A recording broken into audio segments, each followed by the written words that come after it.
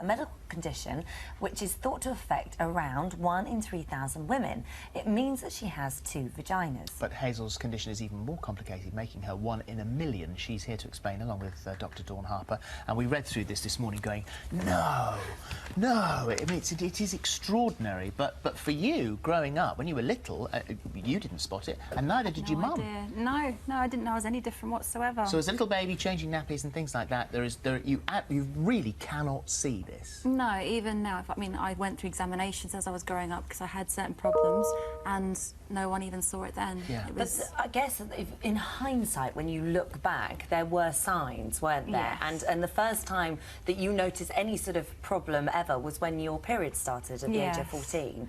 That was not fun. That was not fun, was it? Because really, you were getting 2 separate periods. Well, we should explain. They from one side than the other. Yeah, we should explain before we get into that how you're built. Yeah. And how that works, because we've got to... Dawn, would you explain just here what this means? Interestingly, when your uterus develops, when you're a baby in the womb, it starts as 2 tubes.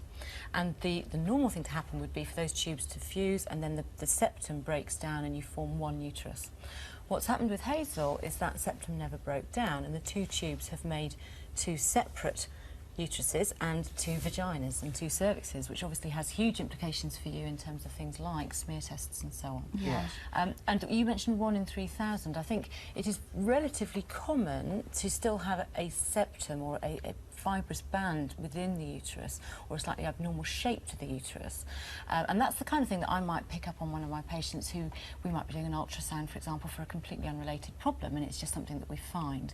To actually have 2 completely separate uteruses is much rarer, and as you say, which is why we get into that moment of you're actually having, you could have 2 periods. Yes. Well, yeah, I mean, we all ovulate left and right alternatively, like all other women, but obviously, if you don't know which side you're ovulating from, and you didn't know that you had 2 sides, you can be... You wouldn't understand why. Sometimes you'd end up in a bit of a mess, and other times not. Gosh, that must... I mean, at that age, when you're just starting your period anyway, and it's all a bit confusing, it's all a bit messy, and it's all a bit horrid, it must have been terrible for you. It wasn't nice. I mean, I had friends, I'd try and explain to them having problems, and, you know, I'd say to them, they had no idea what I was doing wrong. They looked even more confused than I did. Well, because you did ask one of your friends, didn't you? And I did. I'll get you to explain this, that you didn't... You were saying, well, which hole? My more embarrassing story, is when I actually did ask a friend. I said, do you have any problem working out which hole to put in? She thought I was putting them up my bottom. Oh, which of course was not the case at all. Nothing like that. And very difficult for you then to go and approach someone else and talk to them about it. I think I pretty much kept my mouth shut after that for quite a while. So, at what stage did you become alerted to this? Because you hadn't noticed. You had a look occasionally. You checked yourself. You went to the doctor because of your heavy periods. I was 18 before I found out.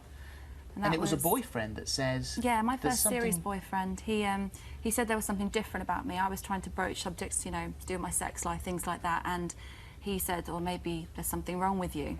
He said, I've always noticed there's this thing here, and I completely freaked out and went to go and check on it.